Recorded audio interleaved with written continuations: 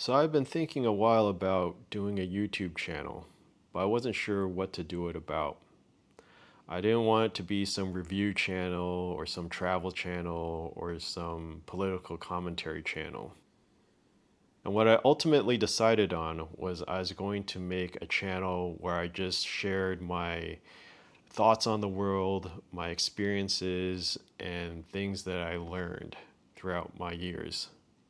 But then I was thinking, who is this YouTube channel for? What is its purpose?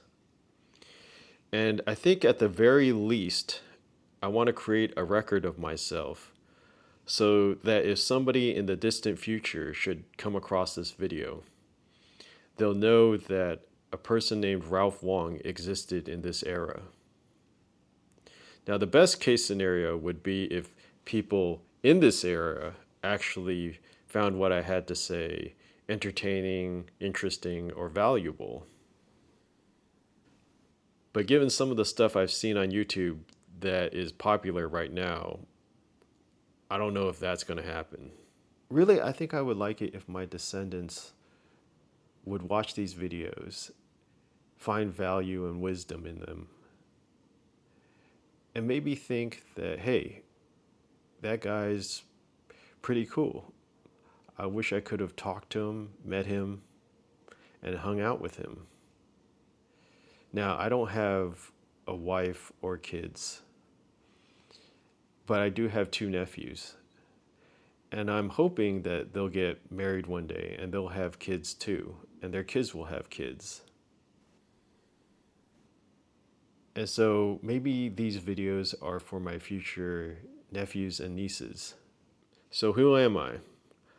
Well, I graduated from film school in 1999, and then I became a PA or production assistant, which is a fancy name for a gopher. I would get people their coffee drinks. I would run errands, clean up garbage, stuff like that. Now, I quickly got into a job where I was able to advance to become an assistant editor. And I stayed an assistant editor for almost 12 years. And for those of you who don't know, an assistant editor is somebody who just helps an editor edit a television show or a movie. I mean, I didn't get my chance to edit my first show until I was around 35. And by then, I was pretty tired of working in the film industry. I just didn't really care about it anymore. What I wanted to do was to write creatively for a living somehow.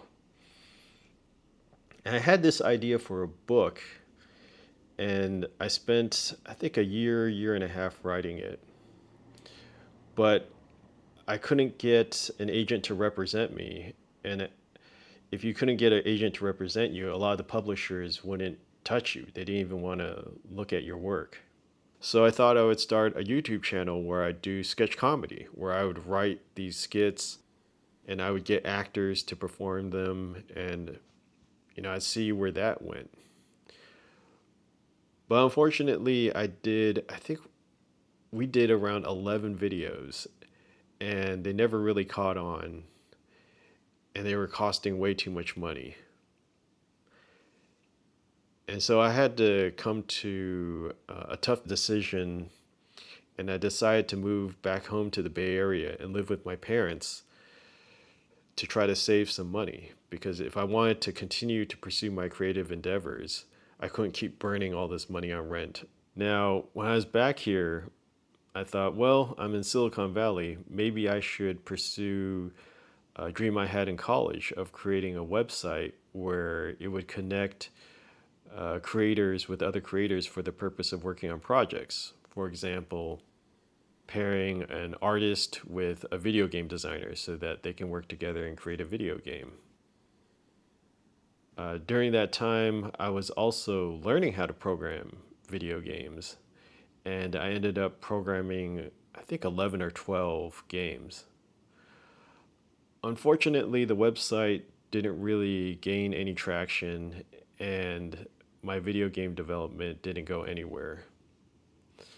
So I was stuck again. But at this point, I had another idea for a book, and I thought this was a really creative, interesting idea. And so I spent 2 years writing that book. But when I was finished, again, I couldn't find an agent and I couldn't get the book published. But this time, I said, you know what? I'm going to publish the book myself. I'll let the audience decide if this is good or not. And I paid to get a cover done. I paid somebody to edit the book, and I released it. And so far, I think about 10 people have bought the book, and it's all been just family and friends. That's it. So now I've reached a point where I feel like I'm 48 years old and I'm starting over. It seems like I'm starting over again and again and again and again. So some of you who are watching this might be wondering, why listen to this guy? It seems like all he's done in his life is fail. And I would call myself a professional failure, except you have to make money to call yourself a professional. And I haven't made a dime in any of my creative endeavors. I've just lost money. But I would say that sometimes you get more wisdom and you learn more from your failures than your successes. And I've heard a lot of people say that, a lot of successful people, although I'm not one of them. And if that's the case, then I actually have a lot of wisdom to share. I'm not going to bullshit you on this channel. I'm not going to tell you a bunch of crap that you want to hear. I'm going to tell it how I see it, how I experienced life.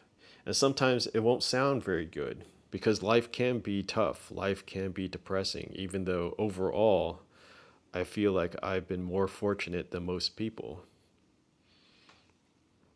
But I'm not here to blow smoke up your ass. I'm not here to tell you that everything is just going to work out all fine and dandy, because we should know by now that that's just not the case. So with that said, with that understanding, let's begin.